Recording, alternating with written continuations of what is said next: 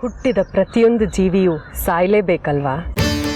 ಅದರಲ್ಲೂ ದೈವಿ ಸಂಕಲ್ಪದಿಂದ ಹುಟ್ಟಿದ ಜಾಜಿ ಅಂಥವರಂತೂ ಆದಷ್ಟು ಬೇಗ ಬಂದ ಕೆಲಸವನ್ನು ಮುಗಿಸಿ ಹಿಂದಿರುಗಲೇಬೇಕಲ್ವಾ? ಹಾಗನ್ಬೇಡಿ ಶ್ರೀಮತಿಯವರೇ, ಜಾಜಿನ ಕಳ್ಕೊಳ್ಳೋಕ್ಕೆ ನಮ್ಗೆ ಯಾರಿಗೂ ಸುತರಾಮ್ ಇಷ್ಟ ಇಲ್ಲ. ಅವಳು ತ್ರಿಪುರ ಸುಂದರಿ ಅಂಶ ಹೊಂದಿರೋಳು ಅಂತ ನಂಬಿರೋರು ನಾವು. ಅವಳು ನಮಗೆ ಕಣ್ಣು ಮುಂದೆ ಓಡಾಡ್ಕೊಂಡಿದ್ರೆ ಅಷ್ಟೇ ಸಾಕು. ಆ ಪುಣ್ಯದಿಂದ ನಮ್ಮನ್ನು ದೂರ ಮಾಡಬೇಡಿ. ದೂರ ಮಾಡೋಕ್ಕೆ ನಾನ್ಯಾರು? ಎಲ್ಲ ಅವಳ ಸಂಕಲ್ಪ. ಅಷ್ಟಕ್ಕೂ ಹುಟ್ಟೋದು ಬದುಕೋದು ಮುಖ್ಯ ಅಲ್ಲ, ಬದುಕಿದಷ್ಟು ದಿನ ಮಾಡೋ ಪುಣ್ಯ ಕಾರ್ಯಗಳು ಮುಖ್ಯ. ಅಲ್ಪಾಯುಷಿಯಾದ ಚಿಟ್ಟೆ ಹೂವಿನ ಮೇಲೆ ಕೂತು ಪರಾಗಸ್ಪರ್ಶ ಕ್ರಿಯೆ ನಡೆಸುತ್ತೆ. ಅದು ಸಾಯೋದ್ರೊಳಗೆ ತನ್ನ ಜೀವನಾನ ಸಾರ್ಥಕ ಪಡಿಸ್ಕೊಳ್ಳುತ್ತೆ. ಜಾಜಿನೂ ಹಾಗೆ. ಅವಳ ಜೀವಿತಾವಧಿ ಕಡಿಮೆ ಇದ್ರೂ ಅವಳು ಮಾಡೋ ಒಂದು ಕೆಲಸದಿಂದ ಪ್ರಪಂಚ ಅವಳನ್ನು ಕೊನೆಯವರೆಗೂ ನೆನಪಿಸ್ಕೊಳ್ಳೋ ಹಾಗೆ ಮಾಡುತ್ತೆ. ಧೈರ್ಯವಾಗಿರಿ, ಹುಟ್ಟು ಸಾವುಗಳು ಮನುಷ್ಯನ ಕೈಲಿರಲ್ಲ. ಅದು ಪ್ರಕೃತಿಯ ನಿಯಮ, ತಲೆ ಬಾಗ್ಲೇಬೇಕು.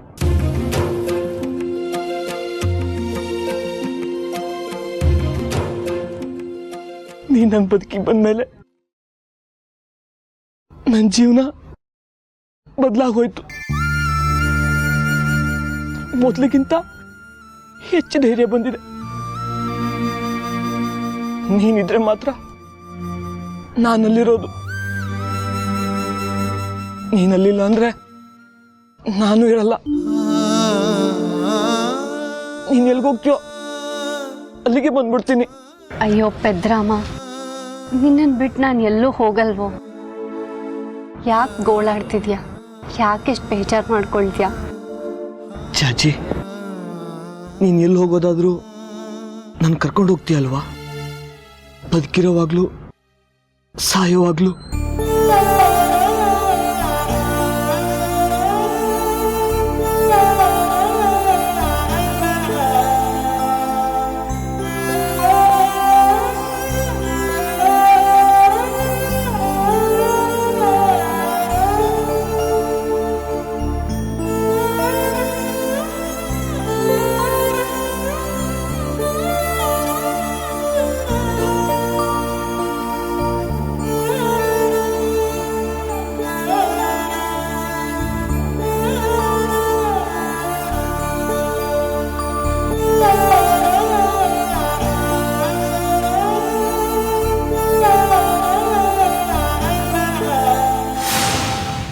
ಏನಕ್ಕೇನ ಪ್ರಕಾರೇಣ ಈ ಕೆಲಸ ಮಾಡಿಯೇ ತೀರ್ತೀನಿ.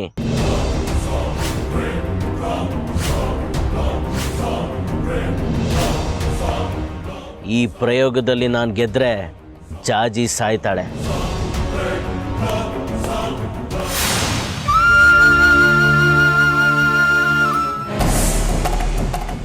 ಮಣಿಕಂಠ ಗುರುಗಳೇ, ಸೂರ್ಯಾಂಶಲ್ಲಿ ಅವನು ಅವನು ಅವನು ಅವನು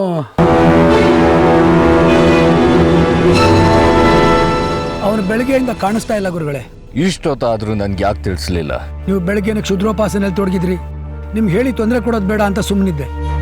ಎಲ್ಲಿ ಹೋದ ಅಂತ ಏನಾದ್ರು ತಿಳಿಸೋದ್ನ? ಇಲ್ಲ ಗುರುಗಳೇ, ಏನು ಹೇಳೋಗಿಲ್ಲ.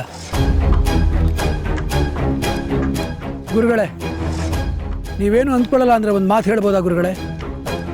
ನನ್ನ ಹತ್ರ ಮಾತಾಡೋದಕ್ಕೆ ನಿನ್ಗೆ ಅಪ್ಪಣೆ ಬೇಕಾ ಮಣಿಕಂಠ? ನೀನ್ ನನ್ನ ಬಲ್ಗೈ ಬಂಟ. ಹೇಳಾದೇನಂತ? ಗುರುಗಳೇ, ಸೂರ್ಯಾಂಶು ಇತ್ತೀಚೆಗೆ ತುಂಬಾ ವಿಚಿತ್ರವಾಗಿ ನಿಗೂಢವಾಗಾಡ್ತಿರ್ತಾನೆ. ಮಧ್ಯರಾತ್ರಿಯಲ್ಲಿ ಎಲ್ಲೆಲ್ಲೋ ಹೋಗ್ತಾನೆ. ಆಮೇಲೆ ಏನು ಗೊತ್ತಿಲ್ಲದವನಾಗೆ ಬೆಳಗ್ಗೆ ಬಂದು ನಮ್ಮನ್ನು ಸೇರ್ಕೋತಾನೆ. ನನ್ನ ಮೇಲೂ ಸುಮ್ಮನೆ ರೇಗಾಡ್ತಿರ್ತಾನೆ. ನಿನ್ನೆ ರಾತ್ರಿ ಯಾವುದೋ ಒಂದು ಚಿಕ್ಕ ವಿಷಯಕ್ಕೆ ತುಂಬ ರಂಪಾಟ ಮಾಡ್ದ. ನಿಮ್ಗೆ ಹೇಳಿದ್ರೆ ಇನ್ನೇನು ಅನ್ಕೋತಿರೋ ಅಂತ ನಾನು ಹೇಳಿದೆ ಸುಮ್ಮನಿದ್ದೀನಿ. ಆದರೆ ಒಂದು ಮಾತಂತೂ ನಿಜ ಗುರುಗಳೇ, ಅವನು ನಾವು ಅಂದ್ಕೊಂಡಾಗಿಲ್ಲ. ಅವನು ಹೊರಗಡೆನೆ ಬೇರೆ ಥರ ಕಾಣಿಸ್ತಾನೆ, ಒಳಗಡೆನೆ ಬೇರೆ ಥರ ಇದ್ದಾನೆ. ಒಳಗಡೆ ಕೆಂಡ ಇಟ್ಕೊಂಡಿರುವಂಥ ಬೆಂಕಿ ಉಂಡೆ ಥರ ಕಾಣಿಸ್ತಾನೆ ಗುರುಗಳೇ. ವಾಮಾಚಾರಿಗಳು ಯಾವತ್ತೂ ಓಡಲಲ್ಲಿ ಬೆಂಕಿ ಇಟ್ಕೊಂಡಿರೋ ಬೆಂಕಿ ಉಂಡೆಗಳೇ ಮಣಿಕಂಠ. ಅದರಲ್ಲಿ ಏನು ವಿಶೇಷ ಇಲ್ಲ. ಅದು ಬೇರೆಯವ್ರಿಗೆ ಗುರುಗಳೇ. ಆದರೆ ಸ್ವತಃ ಗುರುಗಳಿಗೆ ಬಿಸಿ ತಾಗಿಸುವಂಥ ಬೆಂಕಿ ಉಂಡೆ ಆಗಬಾರ್ದಲ್ವಾ?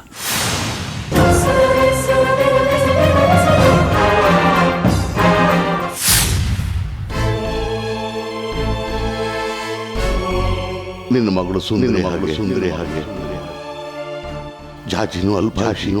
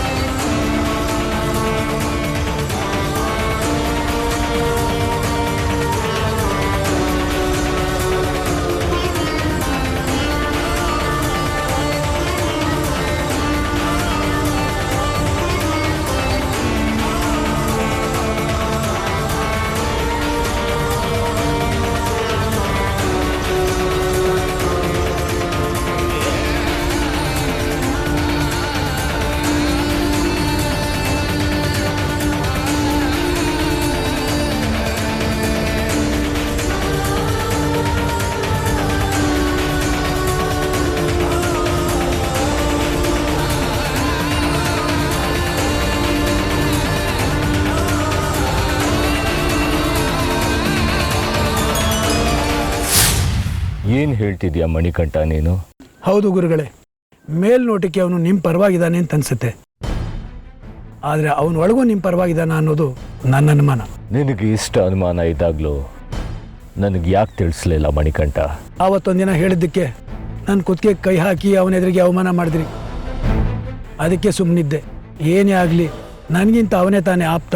ನೋಡು ಮಣಿಕಂಠ, ಸೂರ್ಯಾಂಶ ಮೇಲೆ ನನಗೆ ವಿಶೇಷ ಪ್ರೀತಿ ಇರೋದು ನಿಜ. ಅವನು ನನಗೆ ತಮ್ಮನ ಥರ. ಹಾಗಂತ ನಿನ್ನ ಮೇಲೆ ಪ್ರೀತಿ ಇಲ್ಲ ಅಂತ ಅಲ್ಲ. ಅವನು ಮತ್ತು ನೀನು ಇಬ್ಬರು ನನಗೊಂದೇ. ಎರಡು ಕಣ್ಗಳಲ್ಲಿ ಯಾವುದು ಹೆಚ್ಚು ಮುಖ್ಯ ಅಂತ ಹೇಳೋದಕ್ಕಾಗುತ್ತಾ ಮಣಿಕಂಠ? ಇಬ್ಬರು ಒಂದೇ ನನಗೆ. ಇನ್ಮೇಲೆ ಯಾವುದೇ ವಿಚಾರನ ನನ್ನಿಂದ ಮುಚ್ಚಿಡಬೇಡ. ನಿನ್ಗೇನು ಅನಿಸುತ್ತೋ ತಕ್ಷಣ ಬಂದು ನನಗೆ ಹೇಳಿಬಿಡು. ನೀನು ಅಂದ್ಕೊಂಡ ಹಾಗೆ ಏನೂ ಇಲ್ಲ ಮಣಿಕಂಠ. ಸೂರ್ಯಾಂಶು ಉಂಡ ಮನೆಗೆ ಕನ್ನ ಹಾಕೋ ವಂಚಕ ಅಲ್ಲ.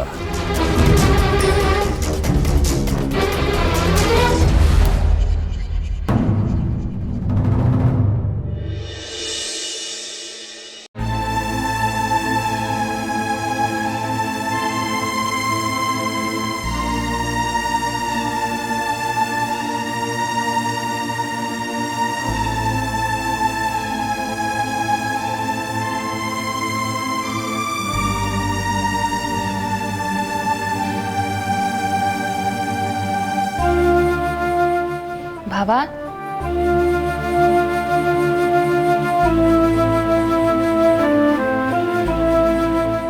ಭಾವ,